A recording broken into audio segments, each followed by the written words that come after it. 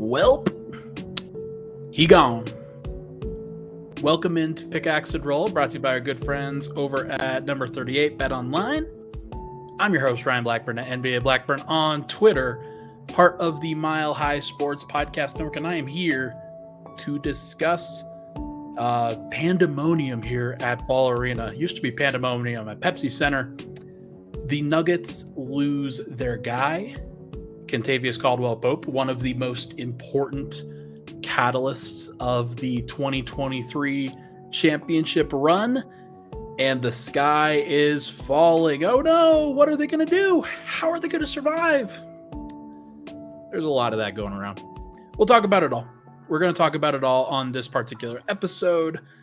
Thank you for supporting. If you're dropping by, hit the like button, hit the subscribe button. I promise it won't be all doom and gloom. There will be other things that we can talk about. And I will do my best to impart some wisdom. Not sure if I'll be doing all the wisdom, but at least some wisdom.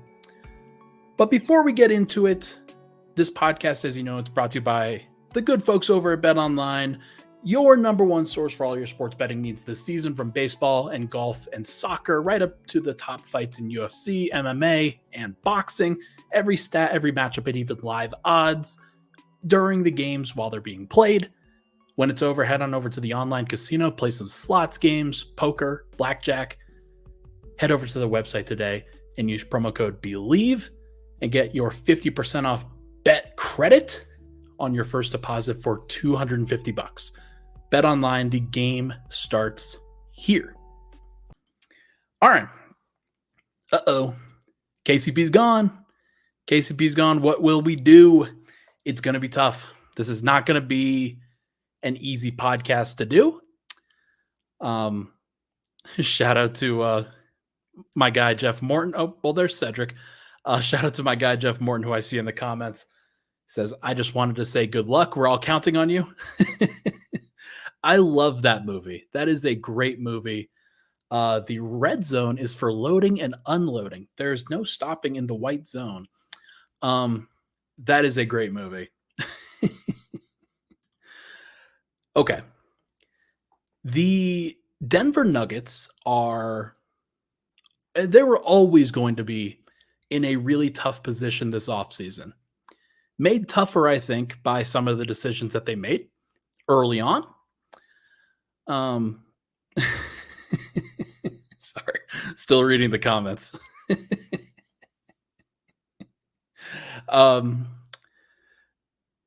Look, the Nuggets do not have Kentavious Caldwell-Pope anymore. Kentavious Caldwell-Pope is a member of the Orlando Magic, or at least he will be when the moratorium ends. And he signed a 3-year he's going to sign a 3-year $66 million deal with the Orlando Magic, who Grace should be very happy with.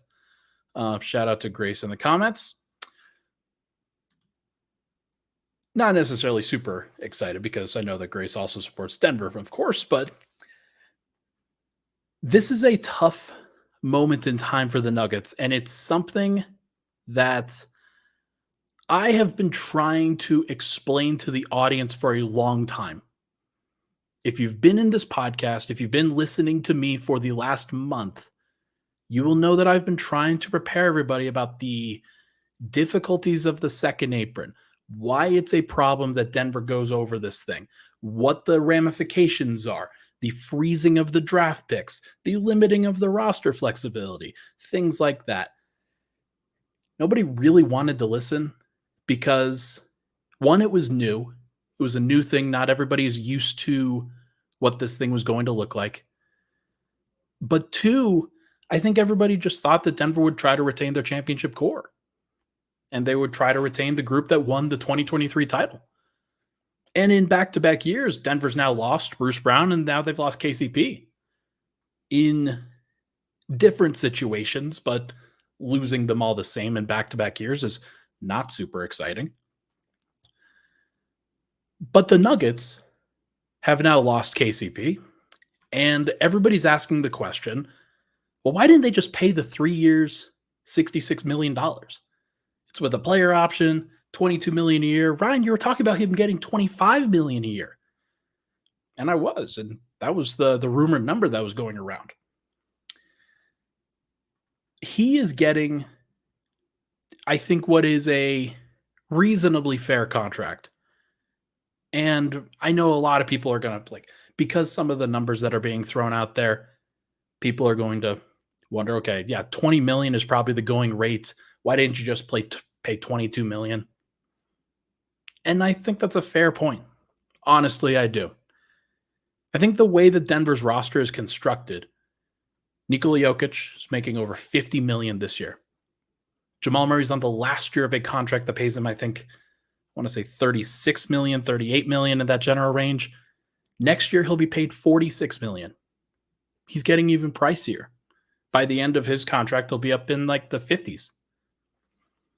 Michael Porter is being paid 35, 38, 40 million over the course of these next 3 years. And Aaron Gordon's also being paid 23 million, I think. Those are large numbers, and they add up really quickly. And it's what has really prevented Denver from adding to the fringes of their roster with free agents, with trades, with exceptions, things like that. Last year, they decided to just retain Reggie Jackson, rightly or wrongly. Actually, definitely wrongly, because they had to pay 3 second-round picks to trade him. Sure. They also retained Zeke Naji last offseason in a move that they did not need to do. And we'll talk about that in a little bit. But it's those moves and the contracts that were already offered by Tim Connolly, who gave out a bunch of money to make sure to retain this core together and keep them together for a long time. And the idea of this roster was always that it was going to be a core four. Think about it. Like, they built the roster back in 2021 when they traded for Aaron Gordon. Traded a couple a first round pick, Gary Harris, RJ Hampton, to complete the vision, or not to complete it, but like to find the perfect accentuation of what they were trying to do. And you had those four guys: Murray, Gordon, Porter, Jokic. That was always the plan. And then Denver realized, hey, we got to retool our roster and kind of figure out how we're going to get around those guys. Like, what is, like, you've got the main core. Who are the pieces that you can add that make the most sense? And it was perimeter defense. It was versatility. It was toughness. It was competitiveness. It was veteran savvy. Those were the traits. And so Denver then adds KCP in a trade. They added Christian Braun and Peyton Watson in the draft, and they added Bruce Brown in free agency. Those moves proved excellent. They were great. They're all kind of in the same vein, and you still have Christian Braun and Peyton Watson. And I think the vision with Calvin Booth is that over the course of these next couple of years, Peyton Watson, Christian Braun, those guys are going to step right into the roles that Peyton Watson or that KCP and Bruce Brown have left over. But it is kind of a slow burn. It's not necessarily an immediate thing. And so I kind of circle back to where KCP is getting now. The second apron prevented Denver from doing the contract that KCP just signed. But also, like, the natural circle of life is coming up for Denver where they can't just pay everybody. There are going to have to be choices. The Nuggets don't have an unlimited budget. The tax rules, something that I haven't really talked about. Denver's going to be in the repeater tax this year. They're one of 4 teams, I think, that will be there. And it is going to be an extremely pricey roster if they were to retain KCP, if they were to add to this team, if they just kept everything together. They were going to pay multiple hundreds of millions of dollars. And I think they decided, rightly or wrongly, that the best thing for the future of the team is to not pay KCP. It's to let Christian Braun, Peyton Watson, even Julian Strother, guys of that nature, develop into roles that can continue the development of the team going forward, that can continue progressing, where those guys, even if they aren't what they need to be right now, that by the end of 2025, they will be ready to fill these roles that everybody's hoping for them to. Now, people are not going to like that justification. That's not super exciting for people, but it is understandable, at least if you try to look at it through Calvin Booth's perspective. KCP averaged 10 points, 2 assists, and 2 rebounds in 2023-24. Yes, his impact goes beyond that. There's no doubt about it. Will the Nuggets miss KCP? Yes. Is the Nuggets championship window closed because they're missing KCP? No. I've been very adamant about this from the beginning. Denver can be in contention and maybe even be the favorite in the Western Conference, even without Kentavious Caldwell-Pope going forward. I firmly believe that. Christian Braun is a very good basketball player. He is not KCP right now. That's a fact. He's probably not as good as KCP. But I don't think that he's as far off as so many people seem to think. And I think that this is around the time where you trust him to evolve into a spot starter, fifth starter kind of role. I'll explain that a little bit more in the second segment because I want to expand on the Christian Braun stuff because I think he's been getting a bad rap, especially by Nuggets fans. But also like just nationally. Like nobody really believes in him. Nobody really does. Are the Nuggets a worse team at the current moment? Yes. There's no doubt about it. And I think that this is an unfortunate place where Denver is. 2023 to 2024, championship to last year, they got worse. Nobody really wanted to admit it. They never replaced Bruce Brown. They tried to kind of piece him together, but they never replaced him. And Christian Braun, who was supposed to be like the 8th or 9th man in the championship year, he then became the 6th or 7th man this last year. Now he's going to become the 5th man, the 5th starter this upcoming year. And what Denver has done to kind of fill in those gaps behind him hasn't been great. All they've really done is sign and add younger players and maybe Reggie Jackson in place. Now they're going to need to replace Reggie Jackson. And don't even get me started on that. Like, there are ways that they can do it, obviously, but the process was horrible, in my opinion. All of this to say, like, the plan for Denver is about the young guys developing into the players that KCP was and Bruce Brown was and Jeff Green was. That's the plan. That's the expectation. Whether they can or not remains to be seen. And there are still gaps, even if all of the young players or a certain number of young players continues to develop pretty well. Denver's still probably a worse team. And I think they still have work to do, like significant work. Because if they just re-sign a couple of the vets, maybe they add a point guard or a center that can play. If that's all they do, then I'm going to sit here and say that the Nuggets will not win a championship in 2025. They just will not have enough talent. Sorry, like that's what's going to happen. And that's unfortunate. It's really, really unfortunate. Now, they might be set up later going forward, but you missed out on a championship this year. How many years of Jokic being the best player in the world do you really have? That's a tough pill to swallow if you're a Nuggets fan. And this idea of Denver continuing to get younger and not be as ready in the current moment, I understand why he's trying to do it, Calvin Booth. I don't believe in it. It's why I wrote about it. I wrote about it yesterday, talked about KCP probably going to Orlando, talked about how Denver's probably going to just re-sign most of their guys. Maybe they'll add one or two vets that are not on the team, but they're not going to make any significant upgrades, and they're going to get slightly worse than they were last year, with the hope that the current young guys get better and figure it out.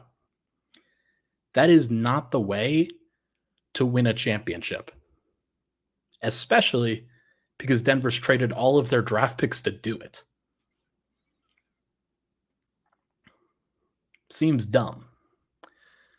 Then again, I'm podcasting 7 hours after free agency has opened.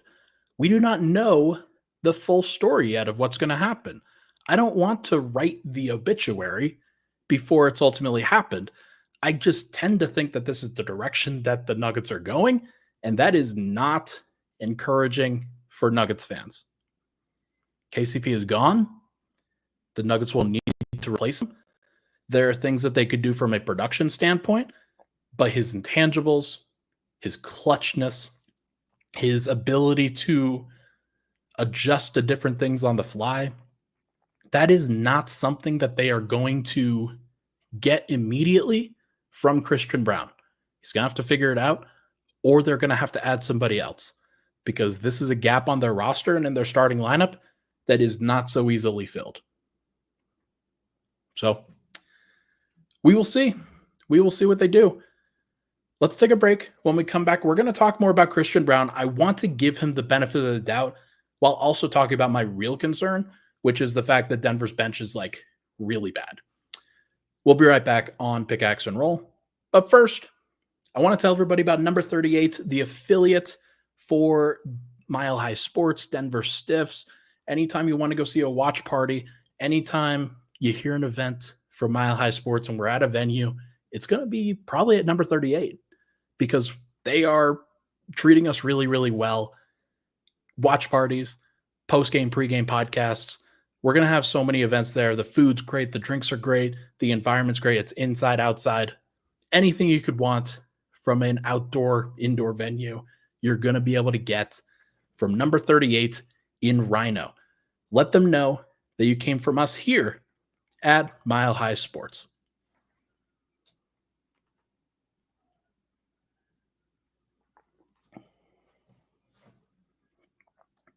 Okay. Back at it, Pickaxe and Roll. Thank you so much for tuning into the show. Let's discuss Christian Braun, who, like I said in the first segment, I think he's getting kind of a bad rap. I can do a whole bunch of statistical comparisons. I will probably go into more depth on this throughout the summer. We've got plenty of time. Man,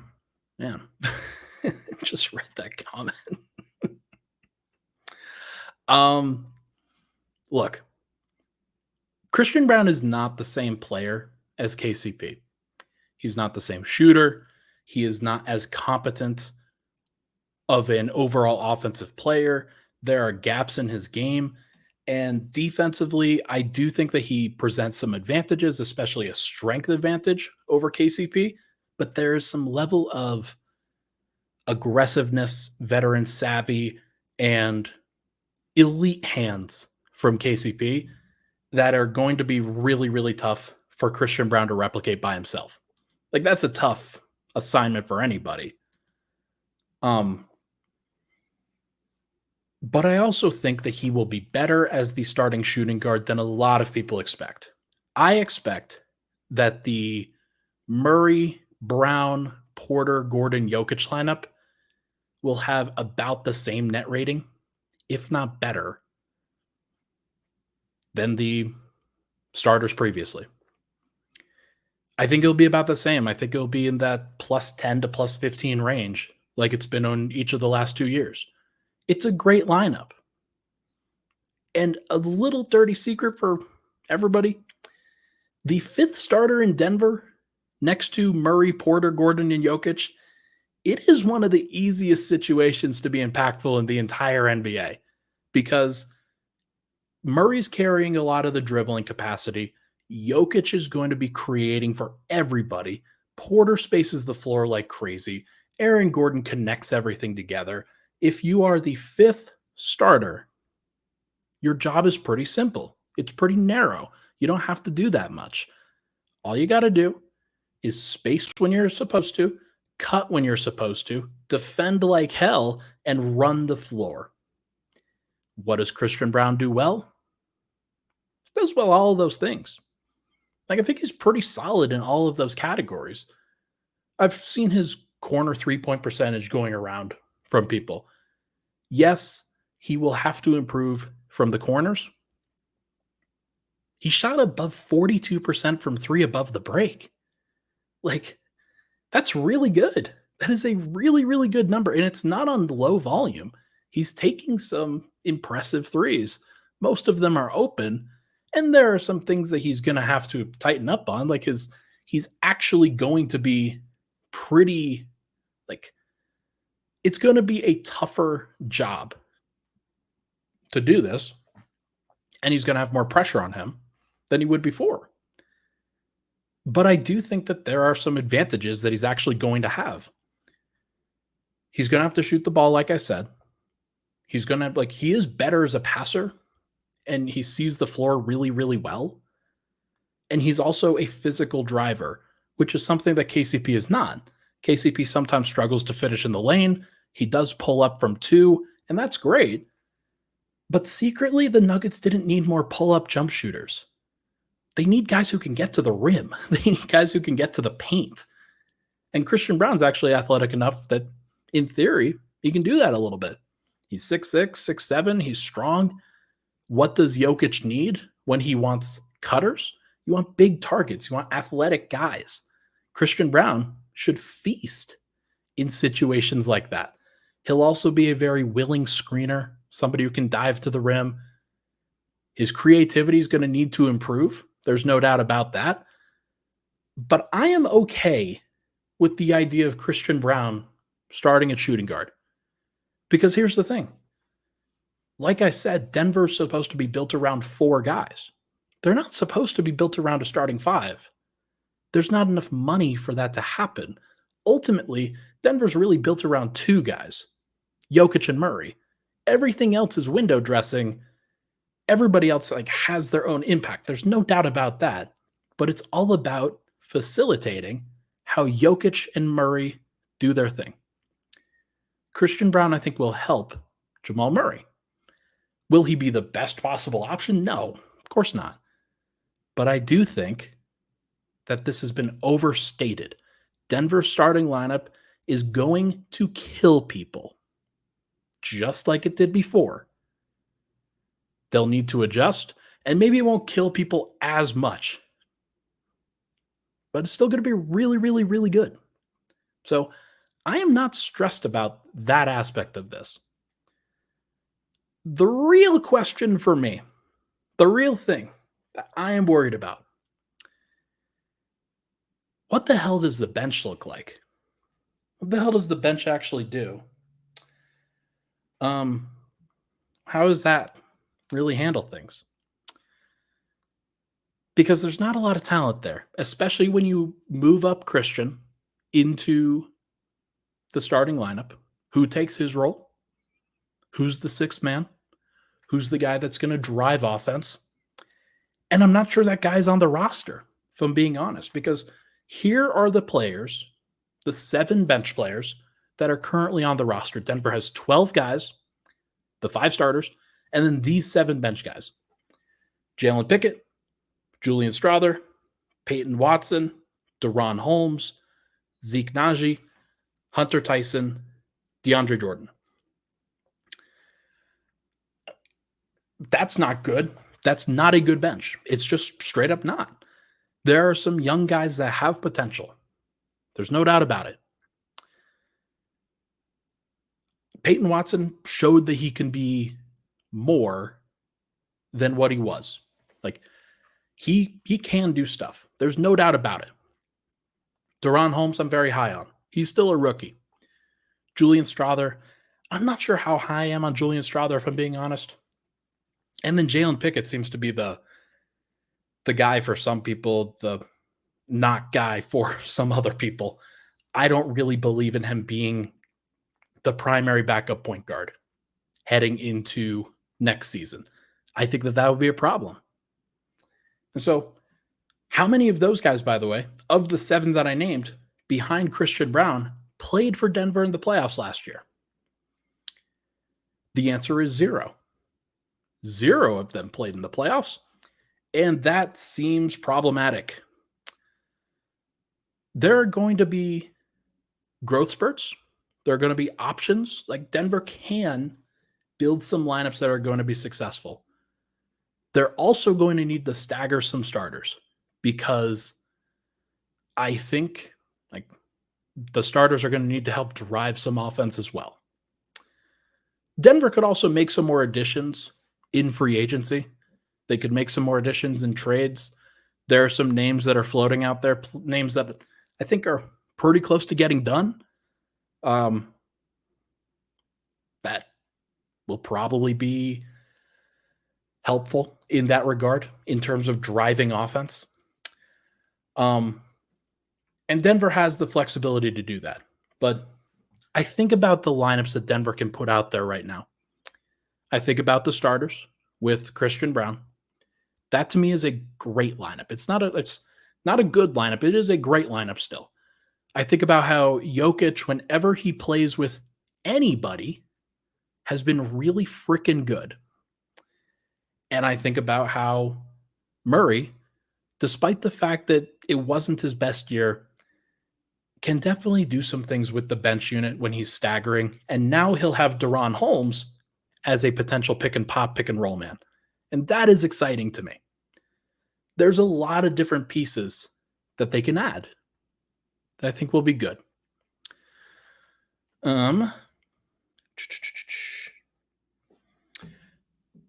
There are some things that are happening right now. I don't know if anything has hit the public yet, but there are some things that are happening. And I'll talk a little bit about it on here.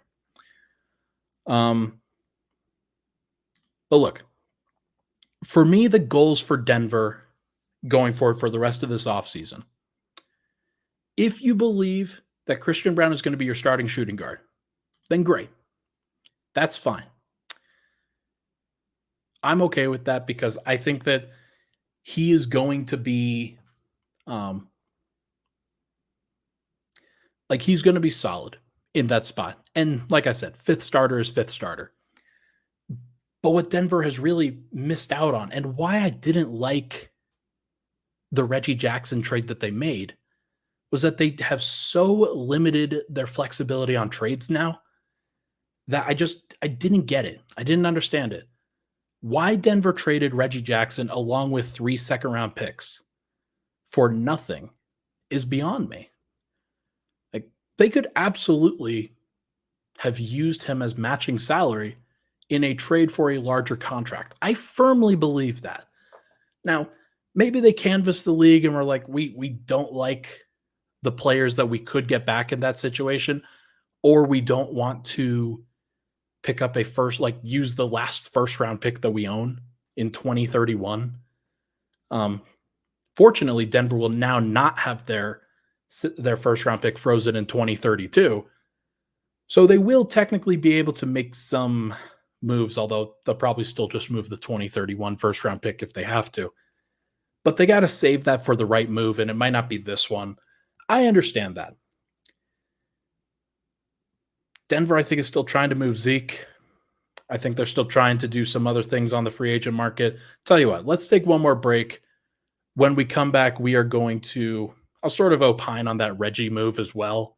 There's so many other things that I think are very frustrating about that. But let's take another break. When we come back, we are going to chat about other free agents and trade options that the Nuggets could still be throwing out there to try to add to this bench that needs some help. We'll be right back on Pickaxe and Roll. Hey, what's up? It's DeHuff. I love to have fun. So tune into my podcast, DeHuff Uncensored. I give unfiltered takes on Denver sports, crazy news from around the world. Plus, you never know which one of my characters is going to swing by. Well, I hope one of them's your mother. Oh, Connery, Mama is always here for you. What in the blue heck is going on here? So subscribe and get ready to laugh to DeHuff Uncensored anywhere you find podcasts. Follow me on social media at DeHuff Podcast. All right, final segment, Pickaxe and Roll. Thank you so much for tuning into the show. Hit the like button, hit the subscribe button. I'm tired. Like, this has been it's been a long day already, and I am very interested in whether something happens tonight or if there's anything of that nature. Man. Yeah, there was a report that came out, I think, from Tony Jones of The Athletic, that the Nuggets tried to match the number for KCP. Like they're trying to get close to that number, and they thought, okay, hey, we'll throw this out there to see if he wants to stay, and then he left anyway. I'm a little bit iffy on that. I do not necessarily think that is actually what happened. I think that was more of a token offer of like, hey, if you want to stay for this, then that's fine. I don't really think that they actually tried to retain him. So take of that what you will. Okay, other free agents. Who can Denver get? Who can they add that could actually help? Well, first of all, they've got 3 roster spots remaining, 12 players. I've done the financials. If you're looking for some information on what Denver has to spend, what they have at their capacity, Denver currently has about $173 million committed to 12 players, which means that they are about $15.9 million under the super tax apron, the second apron. What that means is that they have just under $16 million to spend on 3 roster spots. And they can do it in a few different ways. One of them is they, I guess, could potentially flip around that Reggie Jackson deal, try to open it up a little bit more, and maybe they could take in somebody that has like about a $4 or $5 million contract. There are some names that make sense on that regard. Most notably, Russell Westbrook. Russell Westbrook has been very much connected to the Nuggets over the course of this process. He is a player who has shown interest in the Nuggets as well. There's mutual interest between him, between Nikola Jokic and him. The team is trying to find a way to add him, I think.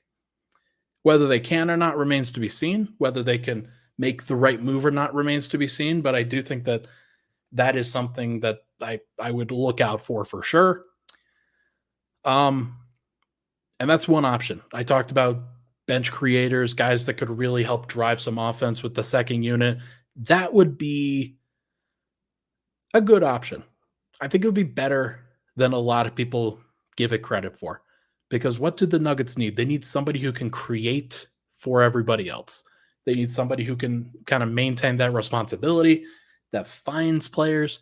Russell Westbrook, for all of the criticisms of him, he gets into the paint and he creates for other people. There is a lot to like there. For as mercurial and as like not awesome as like some of the personality fits are. But hey, if Jokic thinks it's good, who am I to judge? There are some other players that they could try to get. Vasa Micic of Charlotte is one that has been rumored. That was thrown out by Jake Fisher. I think that if they can get Russ, they probably wouldn't want Micic. I believe that Russ is a better player and more likely to impact the playoffs in a positive way from a bench position than Vasa Micic is. And that's fine. Like, look, Denver doesn't have a lot of resources that they can throw out there. But they also have the taxpayer mid-level exception, and they could technically use that to trade for Russell Westbrook. That's a new rule that was plugged in to the CBA this year. I don't think that they should do that. I think that they should try to separate those two things if they can, which means trying to fold Russell Westbrook into a 3-team trade with the Clippers and the Hornets. Whether they can or not remains to be seen. But it is seen that the Clippers are trying to find a new home for Russell Westbrook, so I don't know why that wouldn't be acceptable for a team like the Clippers.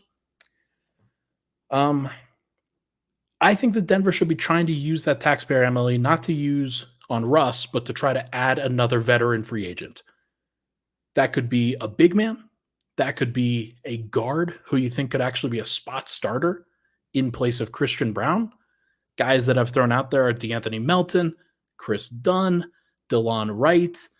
Sounds like Nicholas Batum is not going to start, or he's not going to return to the Philadelphia 76ers. So if he is interested in coming to Denver, that's a name that I would throw out there. And also Kelly Oubre, though I don't think that he's in the price range. That to me seems like it would be good. Seems like it would be like any of those names I think would add to Denver. Eric Gordon is a name that was also thrown out. I'm not sure that he would actually help Denver. He does space the floor. That is something that Denver needs for sure. They need somebody who can shoot. Russell Westbrook, for all of the good things that he can do, is not really a shooter. Although he has improved, especially as a spot-up guy over the course of these past few years. So who knows? Maybe there's something there. Clay to the Nuggets. Any opinion, Ryan? It's not happening. Like, he's going to earn too much money. Denver can't open up the non-taxpayer MLE because Michael Porter makes as much money as he does, because Nikola Jokic, Aaron Gordon, Jamal Murray make as much money as they do. And if Mike was making a little bit less money, maybe this would be a possibility. The fact is that they do not have the room to do that. They can't.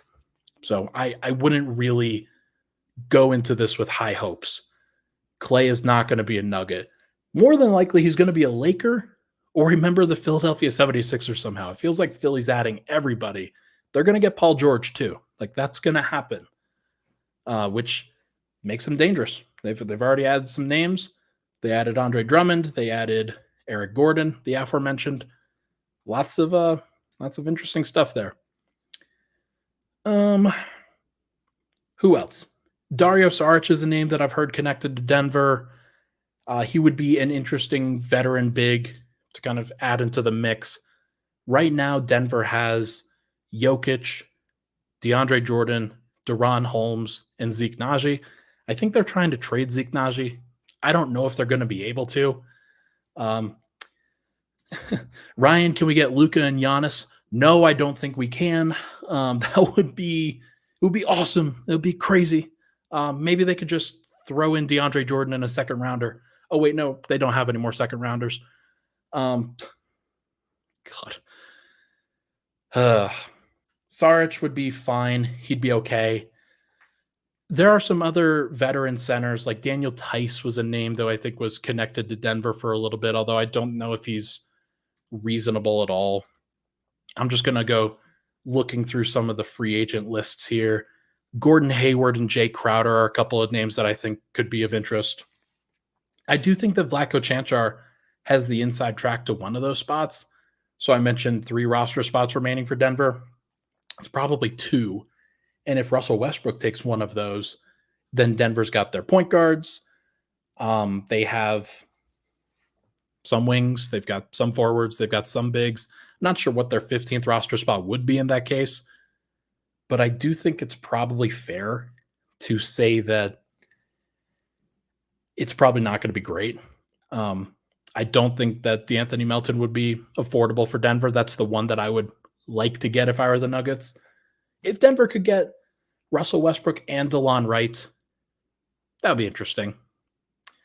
It would probably block a lot of players from playing, if I'm being honest. Like, there's no way that Jalen Pickett would ever play. And so I don't think that Calvin Booth would be willing to do that.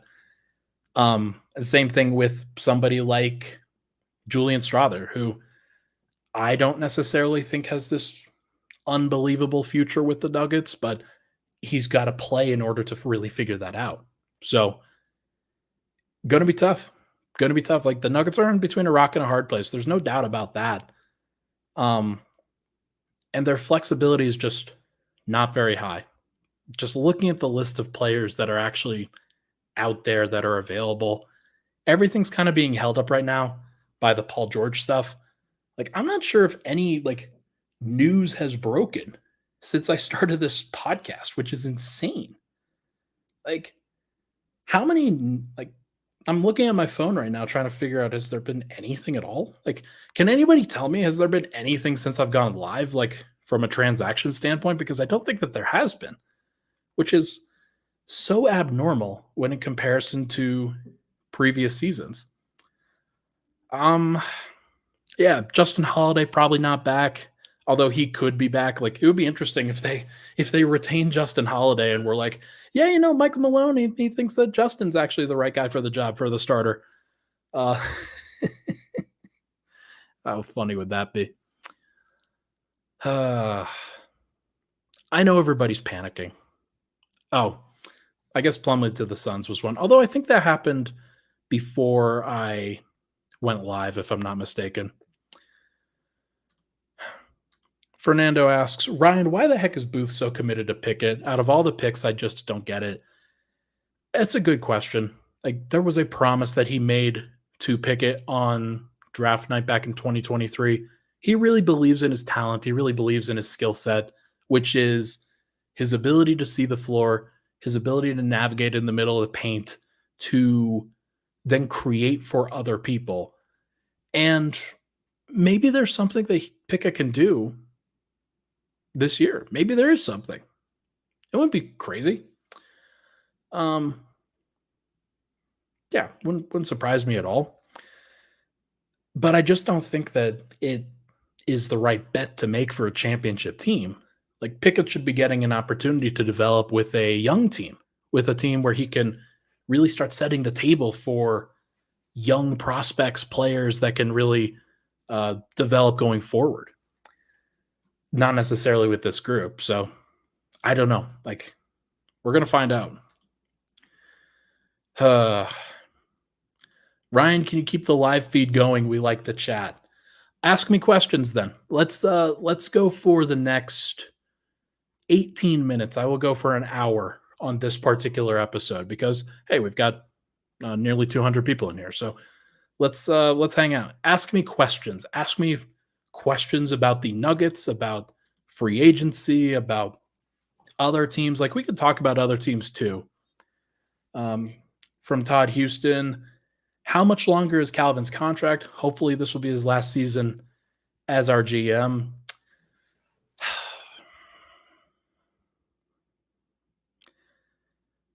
No, I can't say that. I will not say that publicly. Sorry, I do know, but I will not say. B-Dunks asks, you playing the Elden Ring DLC? I'm one of the people that quit Elden Ring too early because it was too hard initially. But there were so many other games that were coming out right at that time, especially during the pandemic, that I was like, okay, I've got so much other content that I could get to, and I just never got back around to it. So I should go back and finish the main game, and then I should go play the DLC because Elden Ring, it's a beautiful game. Just absolutely would be great. Why don't you have a super chat feature? That is up to my bosses. It's not up to me. If it were up to me, I would have a super chat feature. I'll ask tomorrow, I guess, see if I could get it going. Because I would like to get super chats. That'd be cool. Jake Shapiro, shout out Jake, says, give me your rough top 4 in the West as of today. Okay, that's a great question. Let me go take a look at the basketball reference page. And let's look at the West. Okay. Denver, OKC, Minnesota were the top 3 this last year. Dallas was 5. Who was 4? Oh, it was the Clippers. Clippers were 4. Suns were 6. Lakers were 7. And then the Pelicans were 8. I like what the Mavericks are going to do, which is sign Klay Thompson. Like, I think that they are the inside track team to try to really get to that. That would be great for them, not necessarily great for the Nuggets. I think that they have a really great chance there. I think OKC is clearly the top team. They are clearly the team that has the most opportunity for growth. They met with Isaiah Hartenstein when free agency started. If they did get him and they added Hartenstein basically to Chet Holmgren, Jalen Williams, Shai Gilgeous-Alexander, traded for Alex Caruso already, like that team is good. They could win 60 games. I think that they are the inside track team for the top of the West. With the Wolves, they're going to lose some of their depth a little bit. Rob Dillingham will play a little bit. That was a good, interesting move by them. Hopefully he's good enough to make it work, to make it reasonable. Right now, I think it would be Dallas, OKC, Denver, and maybe New Orleans. Minnesota and New Orleans are 4 and 5 for me. Clippers are obviously dropping. Lakers haven't done anything to deserve any respect. The Warriors are dropping. Sacramento hasn't really done anything significant. I think I would. Maybe Houston is a team that would be surprising to people. Like, they've got so much young talent that just continues to grow. Like, I could see them surprising people. And then Memphis is another team. Although it looks like, are they going to start Zach Edey? Like, that seems odd. I would not necessarily want to bet on that. But New Orleans is interesting because I think if they do get Wendell Carter Jr., which it sounds like they're going to try, that's only going to happen if Hartenstein goes to the Orlando Magic, by the way. New Orleans is also trying to go get Jared Allen for Brandon Ingram. So make of that what you will. Lots of interesting things happening in the NBA right now. Okay. Cedric says, check my question on Michael Porter Jr. I'm looking, Cedric. Sorry, I think I missed. Oh, I was right above Jake's. How bad is it that MPJ's contract might lead us to not being able to bring back AG or any future solid starters? I will say this right now. I think that Aaron Gordon agrees to an extension with the Nuggets this offseason. I think that there's been a lot of panic, obviously, about everything, given that you just lost KCP, you lost Bruce Brown previously. Are you going to lose Aaron Gordon next? If I had to give a prediction, I think that Aaron Gordon agrees to an extension prior to the start of next season. That would be my guess. Now, that's not really sourced like some of the other stuff, but it's just sort of understanding where Denver's at. I think that they need to extend him, if only just to get a win for Calvin Booth here, because he needs a win. Absolutely needs a win. Samuel Cozart asks, any chance that we could get a guy like Bogdanovich, maybe somehow get a Norman Powell in the Russ trade? No clue how the salary shit works. Me neither, brother. I'm doing my best. There is a way. It was a very obscure way that involves turning Orlando. It involves turning Orlando signing KCP into a sign-and trade. It would have to be a 3-team sign-and trade. And what that would basically look like is, let's say it's Bogdanovich. Denver would have to send assets to Atlanta. Maybe they could get Orlando to reroute something to Orlando or to Atlanta. Probably not anything crazy. It would probably just be, hey, can you please open this up to a 3-team sign and trade? They may say no, Orlando. Like, it would have to be like up to their just discretion. So maybe Denver has to incentivize them even more to do it. But do I think that they could get Bogdanovich? Yes. With the compensation stuff, they will be able to. It's basically like combining KCP's number of $14.7 million from this past season to Zeke Naji's $8.8 million. They could get somebody worth up to about $21 million. That would afford Bogdanovich. That would afford Norman Powell. There is a way for it to work. I just don't think it's the plan. I don't think that that is what they're going to try to do. They are trying to get creative. I think some of the proposals that they're working on are even bigger than that, like potentially involving Mike. But I don't think that what they're actually going to do is add somebody that starts in front of Christian Braun, like just because. I don't think that that's what's likely to happen. Now, I could be wrong. Maybe I do end up being wrong. We'll see. Luca asks, Ryan, what is the likelihood we trade MPJ to Atlanta? I'm sure we would love to link up with Trae Young again. Atlanta's still in flux right now. They just traded DeJounte. They drafted Zach Risache. I don't even know if they're going to keep Trae. Like, that is still in flux. I think Bogdanovich is a good target from them, but I'm not sure that it's for MPJ and for that large of a salary. That would be my guess. Although I have proposed the idea of MPJ for Bogdanovich and DeAndre Hunter. If Denver could do that, I think that makes a lot of sense in this case because they've already lost KCP. But I don't think that that's the direction they're going either. Let me scroll.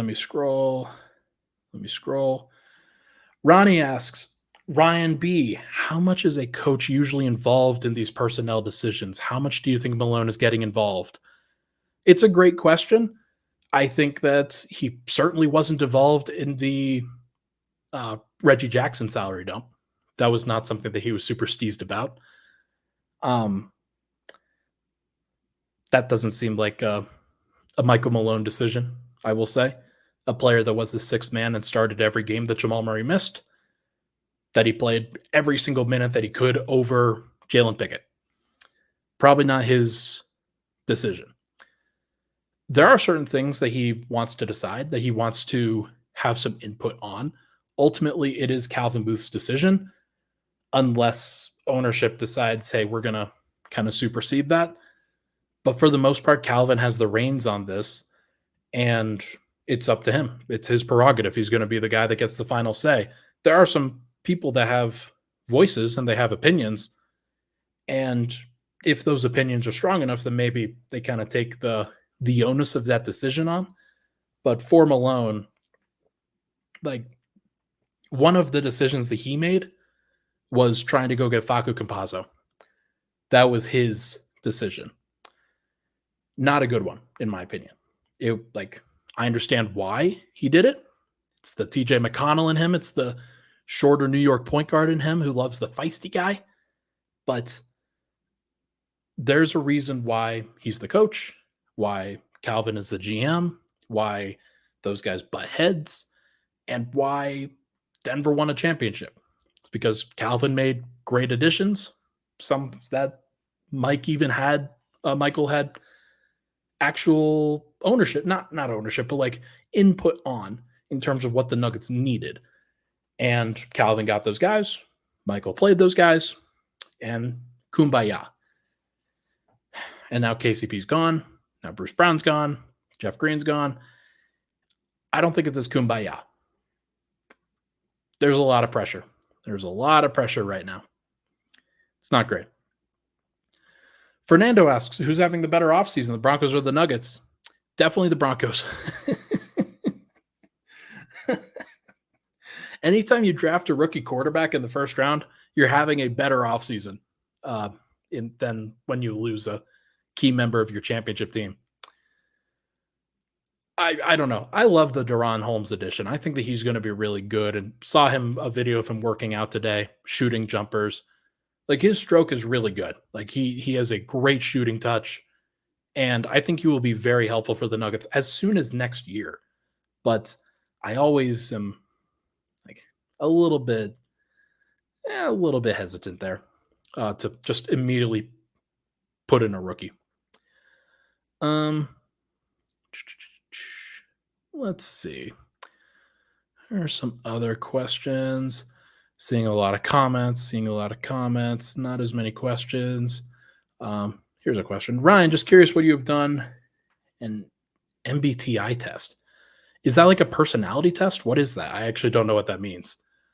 Uh, should I have put this up on the screen? Is this inappropriate? Like, I actually don't know. Um, MBTI, what is that? Okay. Now Ryan's about to look this up.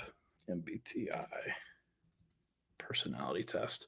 Oh, it's the 16 personalities. Okay. I have done it before. I used to be ESFJ. I went to ENFP, and I am now an introvert. I am now more of an, I think INFP, I think, is my personality at this point, but I haven't taken it recently. It's been years. And obviously, personalities really evolve. So trying to, maybe I should take it. Maybe I'll do that in the off season. I'll make Swipa do it too, unless he's already done it. It's a good question. Ethan asks, Ryan, is Gary Harris an option? Maybe. I don't know. Probably not. Like, I think the Gary Harris ship has sailed. I don't think that there's much of a connection between him and Denver at this point. Like, Justin Holiday did exactly what I think everybody would hope Gary Harris would do, and he did it pretty well for the Nuggets this last year. So I think Gary's still in that realm where he wants to like actually make some money. He would make the minimum here. Maybe he would make the not the taxpayer MLE instead, but I kind of don't really see it. Although, I mean, Murray, Harris, Porter, Gordon, Jokic sounds like a pretty good lineup. I could justify it. I could see it. Non-NBA channel asks, are you worried about our draft pick situation? Not any flexibility at all right now. Of course I'm worried about it. I've talked about this before. This is a horrible situation that the Nuggets are in. They have exactly one first round pick for the next 7 years. That is the 2031 first round. Actually, okay, let me back up. One tradable asset, the 2031 first round pick. The Nuggets own their 2026, 2028, and 2030 first round picks. They are not tradable because of the Stepien rule, which means you cannot trade picks in back-to-back years. The Nuggets have sent out their 2025, 2027, and 2029 first-round picks in deals that I certainly agreed with the first one to get Aaron Gordon. Didn't necessarily agree with the final two, which were salary dumping JaMychal Green and then turning the 2029 first into Julian Strawther and Jalen Pickett. It looks better. Yeah. Looking for more questions. Sorry, I should have been scrolling a little bit sooner. Tim asks, what would you be happy with in free agency / team after all said and done? It's a good question because I'm a pretty pessimistic person in general. And like everybody knows that. You follow me. You listen to me talk. You understand.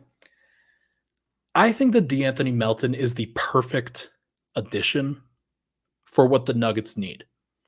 He's been underrated for a long time.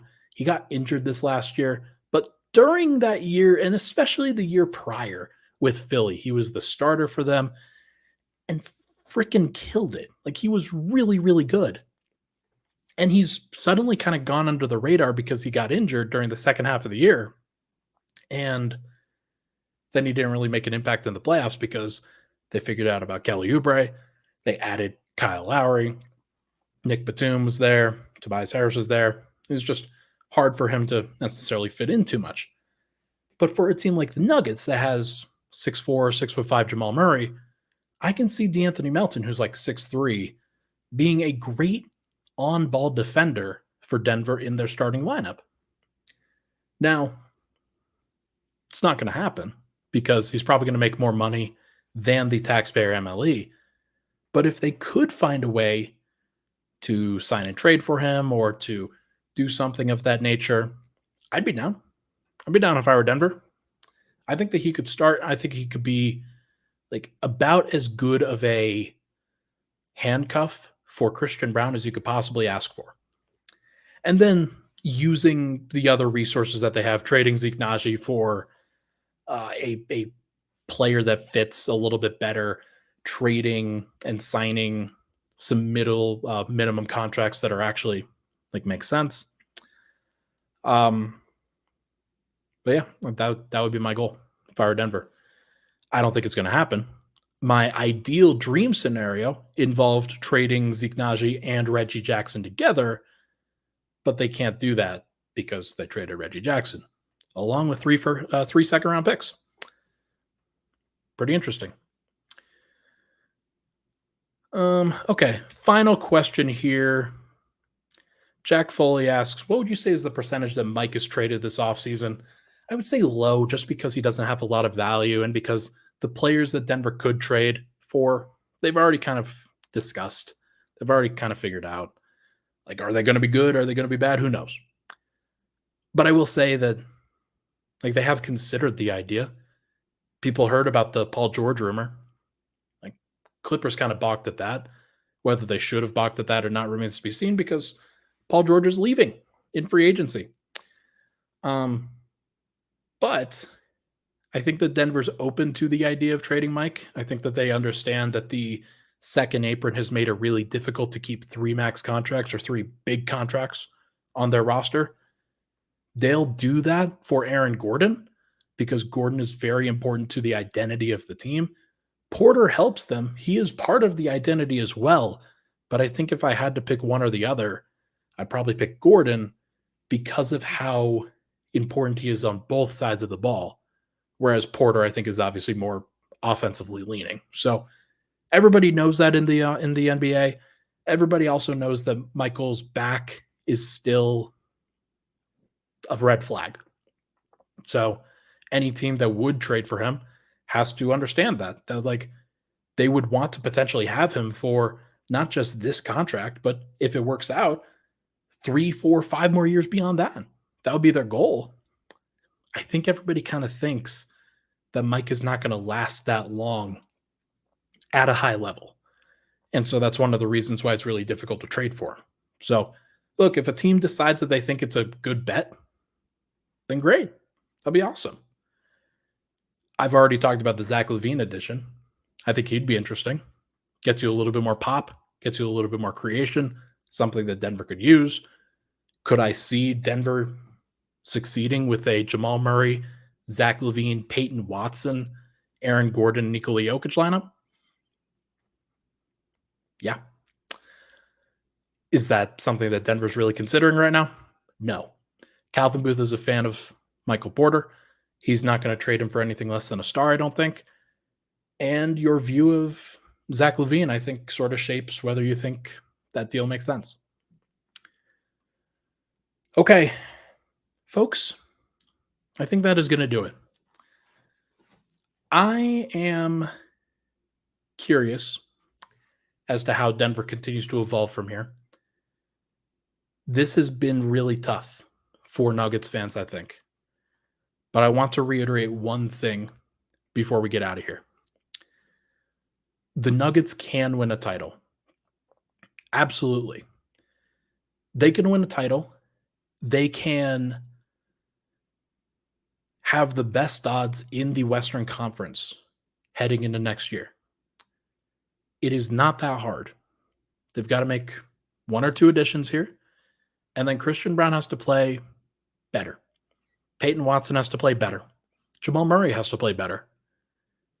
The good news is that I think all those things are well within the possibility.